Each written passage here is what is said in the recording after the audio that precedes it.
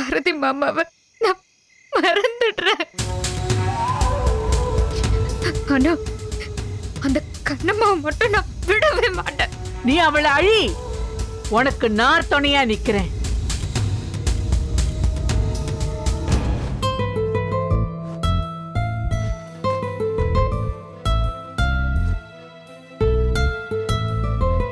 Hi Kannamma, இப்ப எதுக்கு பால் எடுத்துட்டு வரீங்கன்னு நீ கேட்கணும். ஆமா, நீங்க எதுக்கு பால் எடுத்துட்டு வந்தீங்க? அப்படி கேளு கண்ணம்மா. காலங்காலமா பெண்களை பால் எடுத்துட்டு வர சொல்றது ஒருவித மேல் சாமனிசம். அது என்னது, பெண்கள் மட்டும் தான் பால் எடுத்துட்டு வரணுமா? ஏன் ஆண்கள் அந்த வேலையை செய்யக்கூடாதா? எனக்கு ஒண்ணுமே புரியல பாரதி மாமா. ஒரு சொம்ப பாலியா ஃபெமினிசம் இருக்கு? இப்ப இருக்கிற ஆம்பளைங்களா தன் பொண்டாட்டிக்கு ஆம்லெட் தோசை எல்லாம் சுட்டு தராங்களே மாமா. இதெல்லாம் யார் வேணா கொண்டு வரலாம். ஆமா, இப்ப எதுக்கு இந்த தத்துவத்தை சொல்றீங்க? எதுக்குன்னா இப்போ நம்ம அகிலனுக்கு கல்யாணம் ஃபிக்ஸ் பண்ணியாச்சு, ஓகேவா? அது ஒரு ஃப்ளோல போயிட்டு தான் இருக்கு, ஓகே?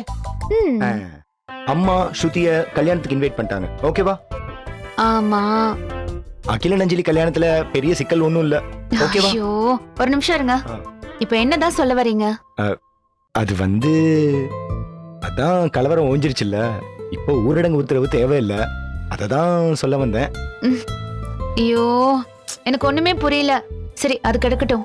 ஒண்ணு பண்ணுங்க, இந்த பால் ஆறதுக்கு முன்னால ஒரு கிளாஸ்ல ஊத்தி தரேன். சத்தம் இல்லாம குடிச்சிட்டு தூங்கிடுங்க.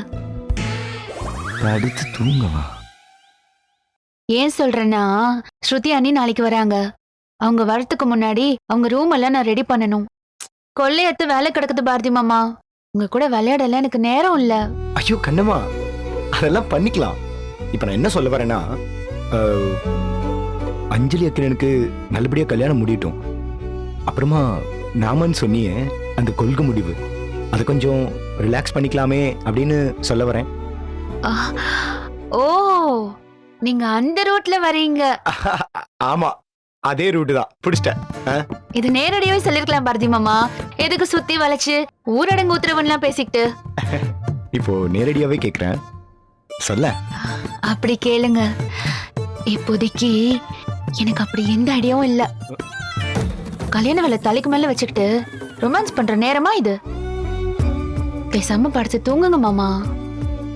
கண்ணுமா, இங்க பாருங்க மாமா, அகிலன் தம்பி கல்யாணத்துக்கு இன்னும் 10 நாள் தான் இருக்கு. அதுக்கப்புறமா ஒரு நல்ல நாளா பார்த்து நானே சொல்றேன். Good night.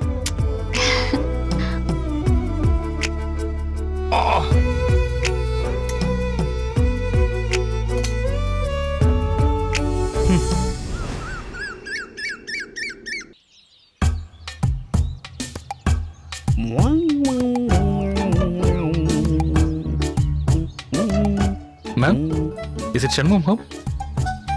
ஏன் தோர தமிழ்ல பேச மாட்டீங்களா? இது சண்முகம் வீடான்னு கேட்டேன். இல்ல, இது மிஸ் சென்னை அஞ்சலியோட வீடு. இல்லையே, கரெக்டா தானே வந்தோம். அட்ரஸ் இதான் மேடம் கொடுத்துருக்காங்க. அப்போ சண்முகம் யாரு? மிஸ் சென்னை அஞ்சலியோட அப்பா. வாங்க முடியல. ஏக்கா, நீ ஸ்வீட் சாப்பிட்றதோட நிறுத்திக்கோ. இந்த மனுஷன் நான் டீல் பண்ணிக்கிறேன். ஒரு செகண்ட் தலையே சுத்திருச்சு சார். ஏப்பா, எனக்கெல்லாம் ஒவ்வொரு செகண்டும் தலை சுத்திக்கிட்டு இருக்கு. அம்மா, நீங்க யாரு? வெட்டிங் கிங்டம் ஆபீஸ்ல இருந்து வரேன் சார். சாம்பிள்ஸ் காட்டணும். கல்யாண கார்டு கொண்டு வந்திருக்கியா? ஆமா மேடம். அப்படி சொல்லுப்பா. ஏமா, எல்லாரும் இங்க வாங்க. கல்யாண கார்டு கொண்டு வந்திருக்கிற புரோக்கர் வந்திருக்காரு. புரோக்கரா? நான் புரோக்கர் இல்லம்மா, நான் சேல்ஸ் எக்ஸிகியூட்டிவ். அதெல்லாம் எனக்கு தெரியாதுப்பா. பொம்பளையோ ஆம்பளையோ போட்டோவை கொண்டுட்டு வந்தா கல்யாண புரோக்கர். கல்யாண காகிதம்னு சொல்லாம வேற எப்படி சொல்லுவாங்க? ஐயோ ஏக்கா, நீ உன் மனசு போல அவர் எப்படி வேணாலும் கூப்பிட்டுக்க. அது சரி. ஏமா, எல்லாரும் சீக்கிரம் வாங்க, இல்லன்னா இந்த எக்ஸிகியூட்டிவ் ஊருக்கு ஆயிருவாரு. வாக்கா, வாங்க வாங்க போடா. வாங்க வாங்க வாங்க வாங்க வாங்க வாங்க வாங்க. உட்காருங்க. உட்கார வேணாம், பரவாயில்ல, நின்றுகிட்டே காட்டுங்க. வியாபாரம்னா அப்படித்தானே, இடத்துக்கு தகுந்தபடியா அட்ஜஸ்ட் பண்ணிக்கிறணும். பரவாயில்லைங்க, பண்ணிடலாம். வந்தவரை நிக்க வச்சே பேசிக்கிட்டு இருக்கீங்க. நீங்க உட்காருங்க. Thank you sir. வீட்டுக்கு வரவங்கள முதல்ல மதிக்க கத்துக்குங்க. இல்ல மாமா, நீங்க டென்ஷன் ஆகாதீங்க. அவர் உட்காந்தாச்சு. நல்ல காடை காட்டுப்பா. இது இன்னார் வீட்டு கல்யாணம்னு பேர் சொல்றாப்ல இருக்கணும். வெளியில ரோஸ் கலரு, உள்ள மஞ்சள் கலர்னு ஒரு பத்திரிக்கை வரும்ல, அது இப்பெல்லாம் வருதா? மா, அடக்கம் அமரருள் உய்க்கும். கொஞ்சம் காஸ்ட்லியா காட்டலாமா? கொஞ்சம் என்ன கொஞ்சம், நல்ல காஸ்ட்லியாவே காட்டுங்க. அக்கா, நீ மாமாவை காட்டணும்னு முடிவு பண்ணிட்டான்னு தோணுது. அதை இந்த கார்டுல இருந்து ஆரம்பிக்கிறேன்னு தெரியுது. சரி விடு, ஆடணும்னு நினைச்சிட்டா அடங்குவா போறீங்க. நீ காட்டுப்பா.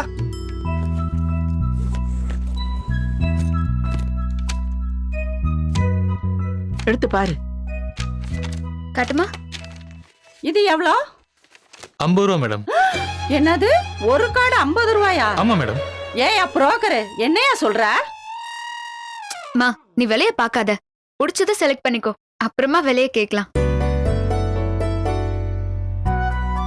கல்யாணங்கிறது ஆயுசுக்கு ஒரு தடவை பண்றது.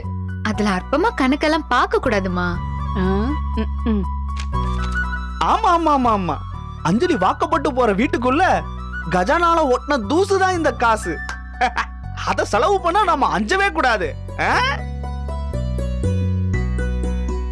அஞ்சலி, உன் விருப்பம் தாமா முக்கியம், செலவெல்லாம் பெருசு இல்ல.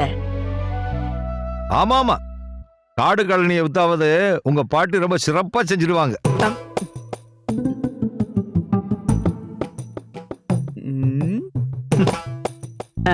அது எப்படி மாப்பிள, குத்தகைக்கு கொடுத்தவங்க என் சங்க பிடிச்சு கொன்ற மாட்டாங்க?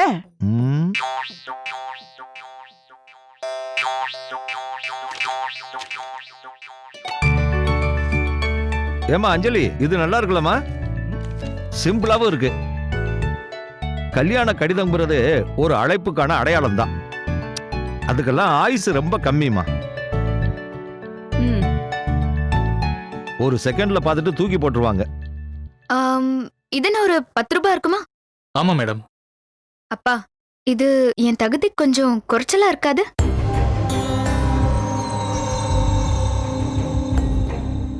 அவங்க ஒரு பத்திரிக்கை கொடுத்திருப்பாங்க, அதே வீட்டை நாம அழைக்க வேண்டியது இருக்கும். ஒருவேளை நாம முத பத்திரிக்கைய கொடுத்து அவங்க அப்புறமா கொடுத்தாங்கன்னா நம்ம பத்திரிக்கை அவங்க எப்படி பாப்பாங்க?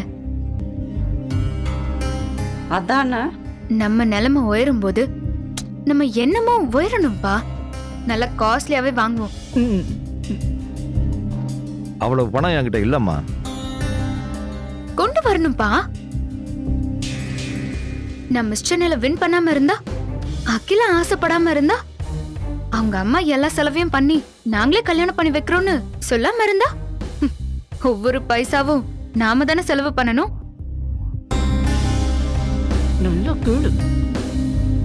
அத கம்பேர் பண்றப்ப நாம செலவு பண்றதெல்லாம் ஒரு செலவே இல்ல.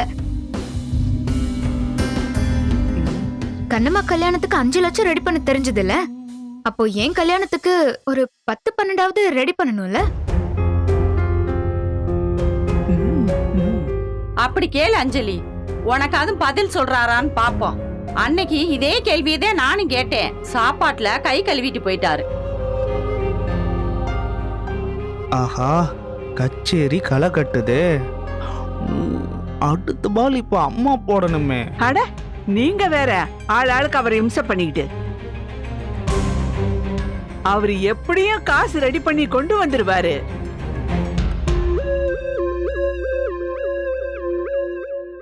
உங்க வேலை என்ன? பத்திரிக்கையை செலக்ட் பண்ணி கையில கொடுக்கறது. அத மட்டும் செய்யுங்க. அப்பா, இதுக்கப்புறம் யாரும் எதுவும் பேசக்கூடாது. அம்மா, அந்த கார்டு எடு. இந்த கார்டு எப்படிப்பா இருக்கு? கொடுமா, ரொம்ப நல்லா இருக்குமா. சிம்பிளா அழகா இருக்கு. இந்த கார்டை பிரிண்ட் பண்றதுக்கு பேசாம எல்லாருக்கும் போன்லயே சொல்லிடலாம். குட் ஐடியா அஞ்சலி. எனக்கு இருக்கிறதுலயே காஸ்ட்லியான கார்டா காட்டுங்க.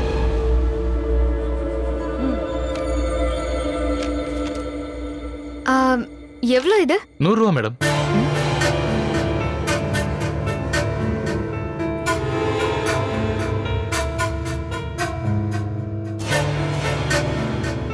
அப்படின்னா இதுல ஒரு 200 கார்டு பிரிண்ட் பண்ணுங்க. Okay madam.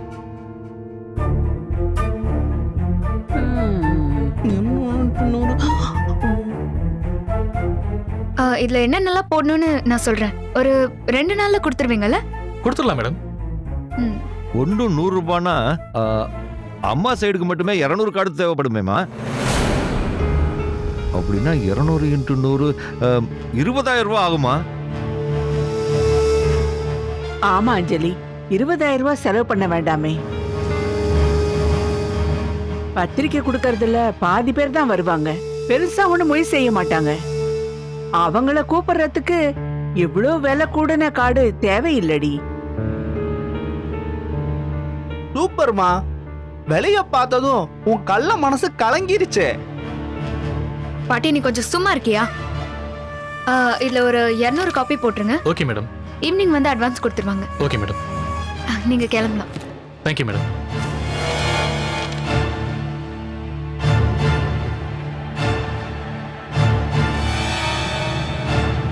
திடீர்னு இவ்வளவு பணத்துக்கு நான் என்னமா பண்ணுவேன்? கண்ணம்மாக்கு திடீர்னு தானே 5 லட்சம் ரூபாய் ரெடி பண்ணீங்க. அப்படி சொல்லு, அப்படியாவது நல்லா உரைக்கிதான்னு பாப்போம். இப்போ அவ்வளவு பணம் புரட்ட எனக்கு தெம்புலம்மா. இப்ப முடியலன்னா பரவாயில்ல மாப்ள, இன்னும் 2-3 நாள்ல ரெடி பண்ணிடுங்க.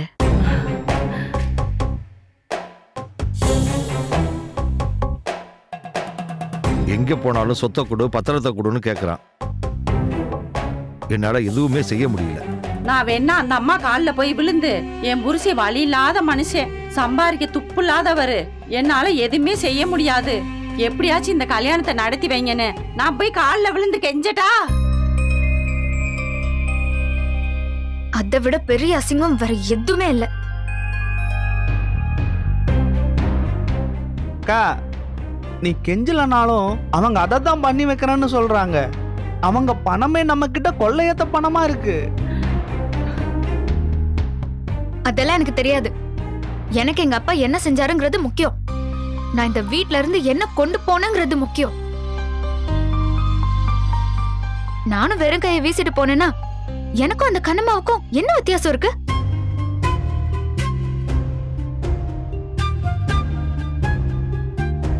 அதனால நான் விரும்புறத சொல்லுவேன். நான் கேக்குறத தட்டாம செய்யணும். அவ்வளவுதான்.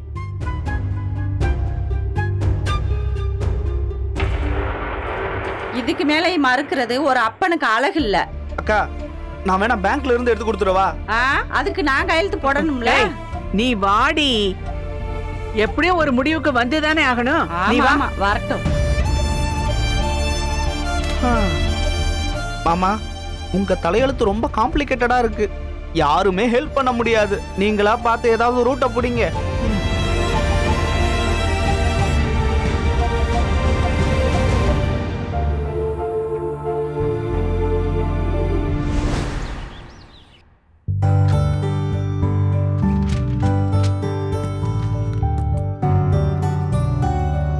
டேய் அகில், என்ன தேடிட்டு இருக்க?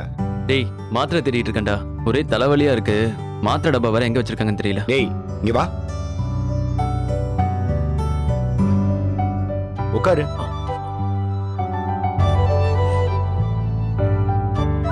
என்னடா கல்யாணம் இன்னும் ரொம்ப டென்ஷன் ஆயிட்டியா? இல்லடா. கூலா இருக்க வேண்டியதானே? மத்த விஷயம் நான் பாத்துக்க மாட்டேனா? நீ ரெஸ்ட் எடுக்க வேண்டியதானடா? டேய் அதெல்லாம் ஒண்ணும் இல்லடா. டென்ஷன்லாம் ஒண்ணும் இல்ல. போய் சொல்றேன் பாரதி, அவனை செக் பண்ணி பாரு. பிரஷர் ஹெவியா இருக்கும். லூசு. ஐயா day and night double shift போட்டு இன்விடேஷன் கொடுத்துட்டு இருக்காரு. கொஞ்சம் இன்விடேஷன் எங்க கிட்ட கொடுறா, நாங்க கொடுக்கறோம்னா கேட்க மாட்டேங்கிறா. உள்ளுக்குள்ள கல்யாணத்தை பத்தி ஐயாக்கு பயம் இருக்கு இல்லடா? அறிவு, நானே செம்ம கடுப்புல இருக்கேன். நீ வேற பேசி நான் டென்ஷன் பண்ணாத. டேய், அவ பேசுறதுல என்னடா தப்பு இருக்கு? இப்ப நீ ரெஸ்ட்லெஸ்ஸா இருந்து கல்யாணத்தன்னைக்கு படுத்துட்டா என்னடா பண்றது? டேய் அவ்வளவு சீன்லாம் இல்லடா. ஜஸ்ட் ஒரு சின்ன தலைவலி, ஒரு மாத்திரை குடுறா, சரியாயிடும்டா. அகிலன்,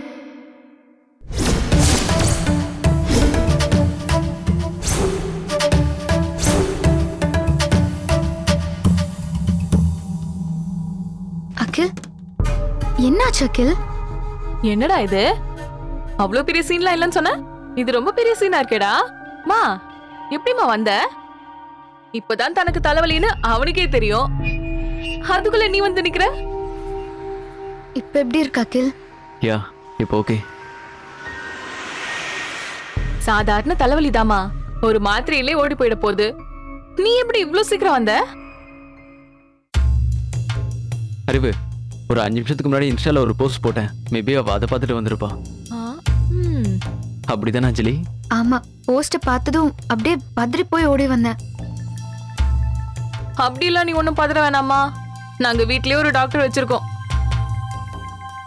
பாரதி மாமா, டேப்லெட் எழுதி கொடுங்க, நான் போய் மெடிக்கல் ஷாப்ல வாங்கிட்டு வந்துடுறேன். அஞ்சலி, அதுக்கு அவ்வளோ அவசியம் இல்லை. எங்க வீட்டில் யாரும் வெளியே டேப்லெட் வாங்க மாட்டோம். அதான் அண்ணன் இருக்கான்ல, வீட்டில் எமர்ஜென்சிக்குன்னு சில டேப்லெட்டை வாங்கி வச்சிருப்பான். அப்படியா?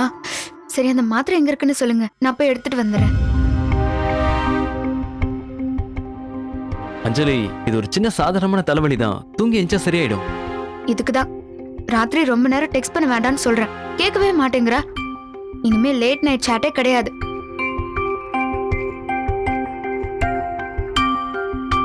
ஒரு சின்ன மாத்திரை போட்டு படுத்தா சரியா போயிடும். இதுக்கு போய் இவ்வளோ ஃபீல் பண்ற? பாரதி மாமா, மாத்திரை எங்க இருக்கு? டேய் பாரதி, டேப்லெட் எங்க இருக்குன்னு சொல்லிடுறா, இல்லனா இவ ஃபீல் பண்ணியே என்ன பேஷண்ட் ஆக்கிடுவா. ஒரு சாதாரண தலைவலிக்கு நீயே இவ்ளோ டென்ஷன் ஆகுற? தலைவலி வந்தது யாருக்கோ இல்ல, அகிலனுக்கு. டேப்லெட் எங்க இருக்குன்னு சொல்லுங்க. அந்த கபோர்ட்ல இருக்கு. அகில், நீ ரூமுக்கு போய் ரெஸ்ட் எடு, நான் டீ போட்டு எடுத்துட்டு வந்துடுறேன். பாரதி மாமா, உங்களுக்கு டீ வேணுமா? இல்ல, எனக்கு வேணாம். பயப்படாதீங்க, உப்பெல்லாம் போட மாட்டேன். டீயோ காஃபியோ பாரதி ஒரு நாளைக்கு 2 வாட்டி தான் குடிப்பான். ஓ. அகில், இந்தா. உங்களுக்கு டீ காஃபி ஏதாவது வேணுமா? உன்னை பார்த்துட்டே இருந்ததுல எனக்கும் கிறுகிறுந்தா இருக்கு. எனக்கும் டீ தேவைப்படுது, வா 2 பேர் சேர்ந்தே போடுவோம். வந்துடுறேன்.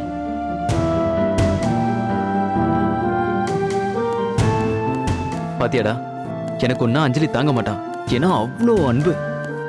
ஆமாண்டா, அதுதான் என்னாலையும் நம்ப முடியல. கல்யாணத்துக்கு முன்னாடி இப்படி இருக்கானா சான்ஸே இல்லைல்ல. அகில், வா மேல போலாம், டேப்லெட் போட்டு ரெஸ்ட் எடுத்துக்கோ. சரி ஓகே, நான் ரூம் போறேன்டா. சரிடா.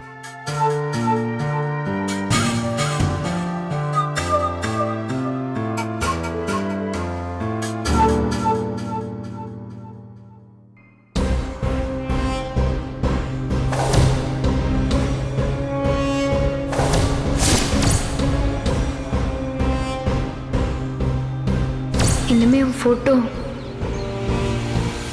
ஒரு போட்டோ கூட என் போன்ல இருக்காது.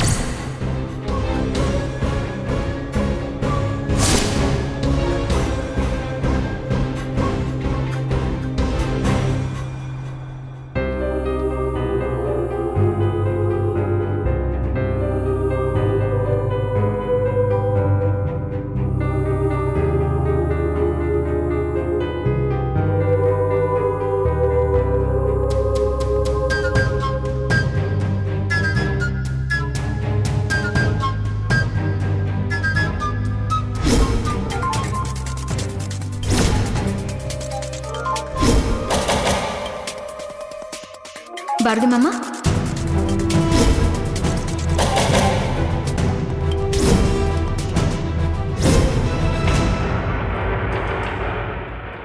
என் போன்.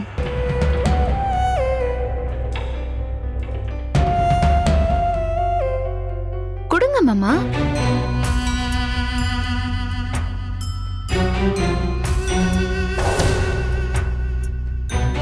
சொன்ன மாதிரியே என் ஃபோன் நம்பர், ஃபோட்டோ எல்லாத்தையும் அழிச்சிட்டாலே. உண்மையிலே இவன் மாறிட்டாளா? அஞ்சலி மாறி என் வாழ்க்கையை காப்பாத்திட்டா அகில நான் நினைச்ச கவலையே இல்லை. இப்போ நான் மாறிட்டேங்கிறத நீ நம்புவ பாரதி மாமா. உன்னோட நம்பிக்கை தான் கண்ணம்மாவை அழிக்கிறதுக்கு நான் பயன்படுத்த போற ஆயுதம்.